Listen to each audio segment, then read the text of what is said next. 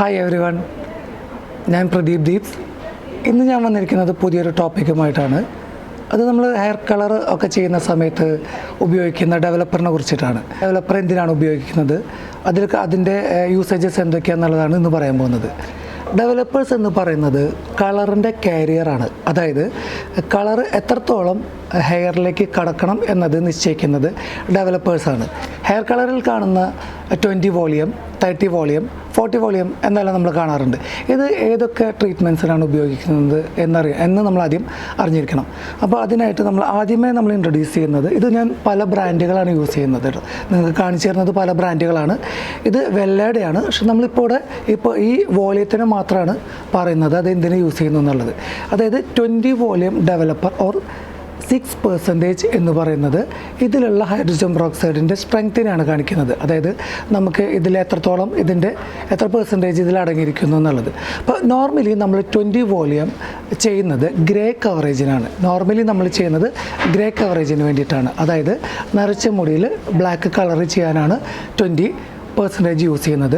Level on level എന്നും പറയും. അതായത് നമ്മുടെ ഹെയറിലുള്ള അതേ കളറിനെ തന്നെ മെയിൻറ്റെയിൻ ചെയ്യാനായിട്ടും നമ്മൾ ഈ 20 വോളിയം ഡെവലപ്പേഴ്സാണ് യൂസ് ചെയ്യുന്നത്. അതുപോലെ ഗ്ലോബൽ കളറിങ്, ഹെയറിൽ ഫുള്ളായിട്ട് നമ്മൾ കളർ ചെയ്യാനായിട്ടും, ഗ്ലോബൽ ഹൈലൈറ്റ്സ് അല്ല ഗ്ലോബൽ കളറിങ്ങിന് വേണ്ടിയിട്ടും നമ്മൾ 20 വോളിയം ആണ് യൂസ് ചെയ്യുന്നത്. നമ്മുടെ സ്കാൽപ്പിൽ യൂസ് ചെയ്യാൻ പറ്റുന്ന ഒരേ ഒരു ഡെവലപ്പർ ഈ 20 വോളിയം ഡെവലപ്പറാണ്. 30-40 ഒന്നും നമുക്ക് സ്കാൽപ്പിൽ ടച്ച് ആവാൻ പാടില്ല. അതിലെ കെമിക്കൽ കണ്ടൻറ്റ് വളരെ കൂടുതലാണ്. അത് സ്കാൽപ്പിന് ഒത്തിരി ഡാമേജസ് ഉണ്ടാക്കുന്നതാണ്. ഓക്കെ, നെക്സ്റ്റ് നമ്മൾ മാട്രിക്സിൻ്റെ 30 വോളിയം ഡെവലപ്പേഴ്സ്. 30 വോളിയം നമുക്കിതുപോലെ നേരത്തെ പറഞ്ഞ പോലെ തന്നെ സ്കാൽപ്പിൽ ടച്ച് ആവാൻ പാടില്ല. നമ്മൾ സ്കാൽപ്പിൽ നിന്ന് വിട്ട ശേഷം വേണം അപ്ലൈ ചെയ്യാനായിട്ട്. ഈ 30 വോളിയം നമ്മൾ ഹൈലൈറ്റ്സിന് വേണ്ടിയിട്ട്, അതായത് നമുക്കറിയാം അങ്ങിങ്ങായിട്ട് നമ്മൾ കളേഴ്സ് കൊടുക്കും. ഗോൾഡൻ കളർ, അതുപോലെ റെഡ് വയലറ്റ്, ബർഗണ്ടി ഷെയ്ഡുകളൊക്കെ നമ്മൾ ഹൈലൈറ്റ് ചെയ്യാൻ വേണ്ടിയിട്ടാണ് 30 വോളിയം നമ്മൾ യൂസ് ചെയ്യുന്നത്. 30 വോളിയം കുറച്ചും കൂടി നമുക്ക് പൊതുവെ കനം കുറഞ്ഞ അല്ലെങ്കിൽ അധികം ബ്ലാക്ക് കളറില്ലാത്ത ഹെയറിൽ നമുക്ക് 30 വോളിയം യൂസ് ചെയ്യാം. നെക്സ്റ്റ് നമ്മൾ യൂസ് ചെയ്യുന്നത് 40 വോളിയം ഡെവലപ്പറാണ്. 40 വോളിയം എന്ന് പറഞ്ഞു കഴിഞ്ഞാൽ ഏറ്റവും സ്ട്രെങ്ത്ത് കൂടിയിട്ടുള്ള ഡെവലപ്പറാണ്. ഇത് നമ്മൾ ഈ പറഞ്ഞ പോലെ തന്നെ ഹൈലൈറ്റ് ചെയ്യാനായിട്ടും, അതുപോലെ തന്നെ ഇപ്പോഴത്തെ ഓംബ്രേ കളേഴ്സൊക്കെ കണ്ടിട്ടുണ്ട്. അതൊരു ടെക്നിക്സാണ് ഹെയർ കളർ ചെയ്യുന്നതിൽ.